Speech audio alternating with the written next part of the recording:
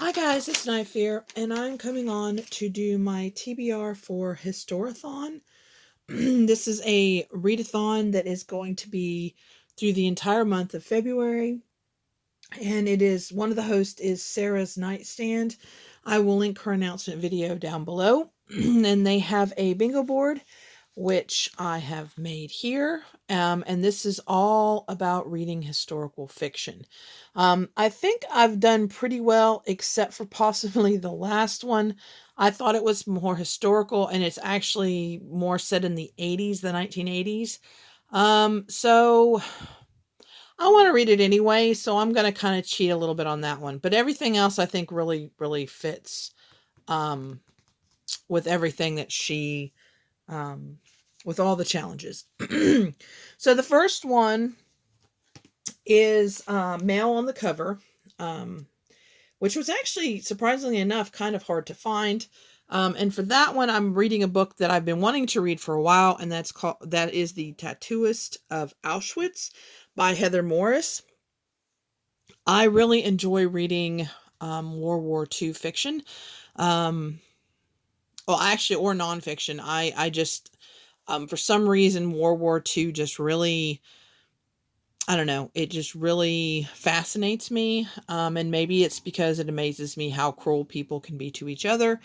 Maybe, I don't know. And also, I like the stories where people survive and, where good things happen out of bad things. So, but this is actually taken from um, interviews with people who were, I'm assuming, tattooed by this gentleman. He was the person that tattooed the numbers on the people as they were coming in. That's all I know about it. That's all I want to know about it.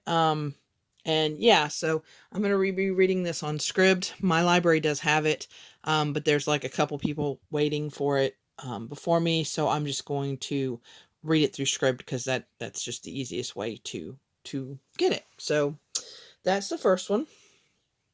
The next one is set before 1900. This is a book that I actually own, which I know is really weird for me to actually read my own books. But I've been waiting to read this one for a little while, and I kind of needed a push. And I really love this cover. This is one of the ones I got from Ollie's. And I think it's pronounced Katura. It might be wrong. But it's by Lisa T. Bergren, and this is about sisters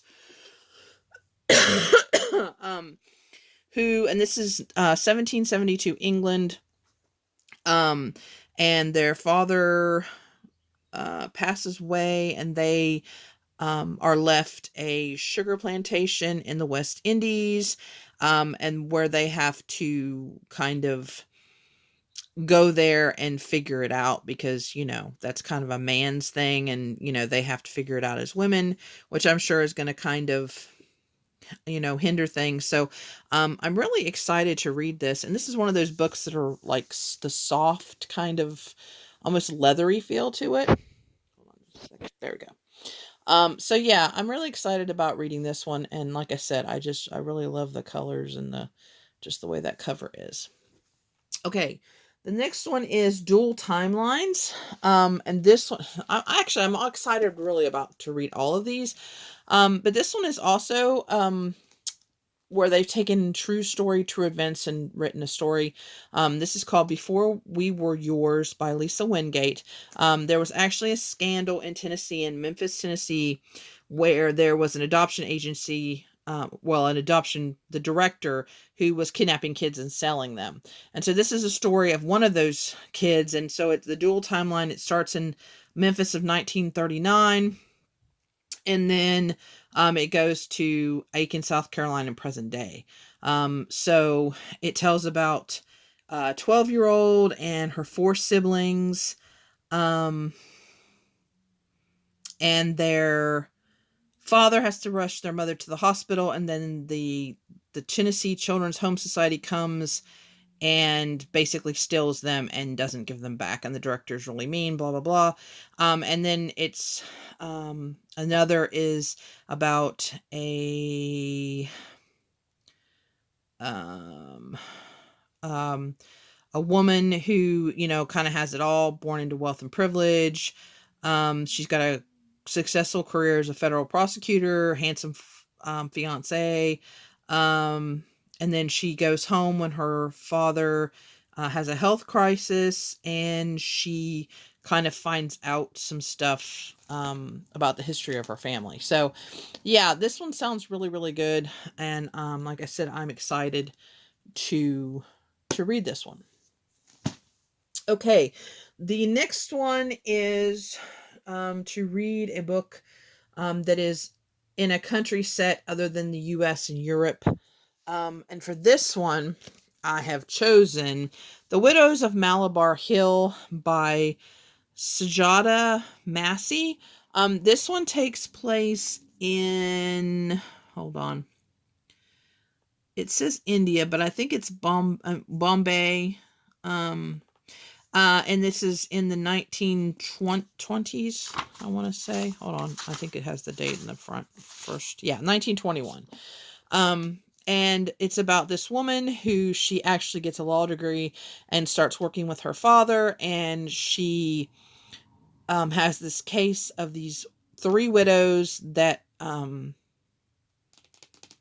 this will left the money to them, and mysteriously they all leave it to the same charity, and some of them just signed with an X, and she's kind of questioning it. And then as she investigates, a murder happens, and so it's kind of a mystery. I usually don't read mysteries, but I'm thinking that I might enjoy this one. I'm hoping, because I love tales of India, and just the subject matter. I think I'm gonna enjoy this one. So, but yeah, so this is definitely not set in the US or Europe. So there's that one. The next one, the one in the middle, is the group read, and for that one they chose The Fountains of Silence by Ruta Sepetys, or Sepetys. I've heard it pronounced both ways. Not exactly sure how it is supposed to be pronounced. This one I've gone back and forth. I have read 2 of her books, 3 of her books. I think it's just 2. And enjoyed them both, but they were both World War II books. And this one is about Spain and their political issues during that time. And yeah, and so I wasn't sure if I was going to enjoy it, but since it is the group book, I am going to try it. And I've liked her other books. I really like her writing. So, and this one I'm actually on hold at my library. So I definitely will be getting it before the end of the month. So, yeah. And, it's a gorgeous cover. So I'm excited to read this. And like I said, I love her writing. And actually I've seen this book and almost bought it at Ollie's like twice.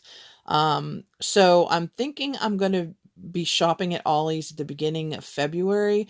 So I don't know. I might even buy this book. I don't know. We'll see. We'll just have to wait and see. All right. The next one is Child is a Character. And this is a very, very, very short book. This is Number of the Stars by Lewis Laurie. I don't know why I have not read this book yet. This is another World War II, and it's told from a 10-year-old girl's perspective. Let's see. I think they're in Denmark, and her best friend, I believe, is a Jew. I think that's the way it is. And her best friend moves in with them, so they're hiding her, if I remember right and reading right. And so, I mean, it's very short, very easy. It is a middle grade book. And I guess it has won the John Newbery Award. Yeah, so I'm expecting to really enjoy this one. Really short, really fast read. But it's probably going to be heartbreaking because, World War II, it seems to always tear my heart out. The next one is A Time Event You Are Unfamiliar With. For this one, I have chosen Washington Black by Issy Edjuyan. I'm probably butchering that, but hold on one second. I want to go to where my library is. And this one is about, it starts off an 11-year-old boy who's a field slave in Barbados, on a Barbados sugar plantation. And he's scared because he gets chosen to be a manservant of the master's brother. But this guy, I guess, he's cool. He's a good guy. Well, except other than he has slaves, but you know what I mean. He's compared to most of the masters, he's a decent guy. And his name is Christopher Wilde. He's a naturalist, explorer, inventor, and he is an abolitionist. And he takes Washington Black on a flying machine, and they go on adventures. And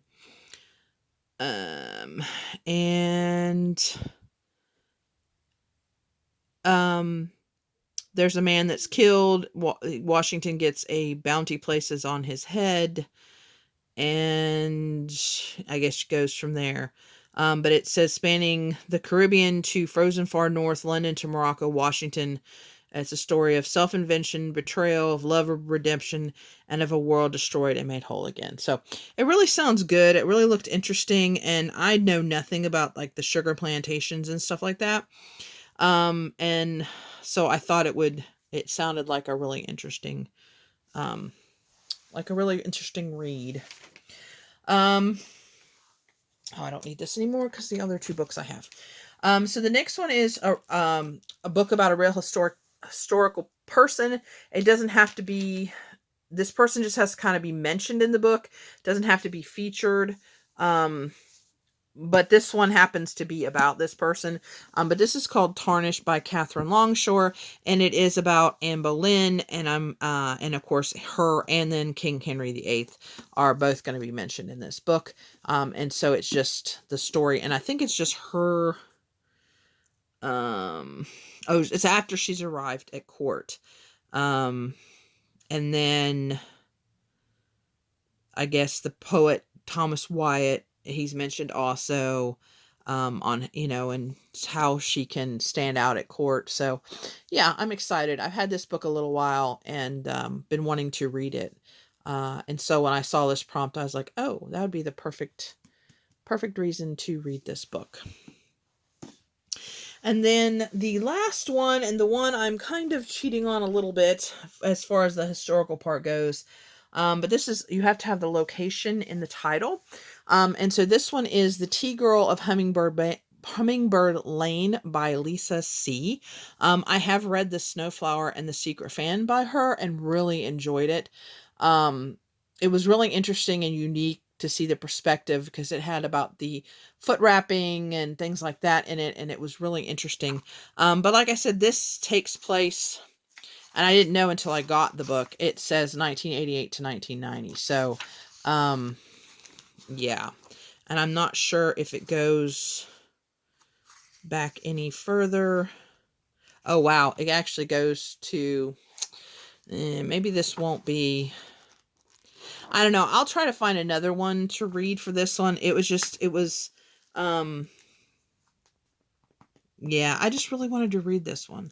But this is about, we're going back to another village in China, and this is about their family, and they are tea growers, and it's about a mother and daughter, and the daughter, I think she gets sent off. She becomes pregnant. I think she gets sent off, and and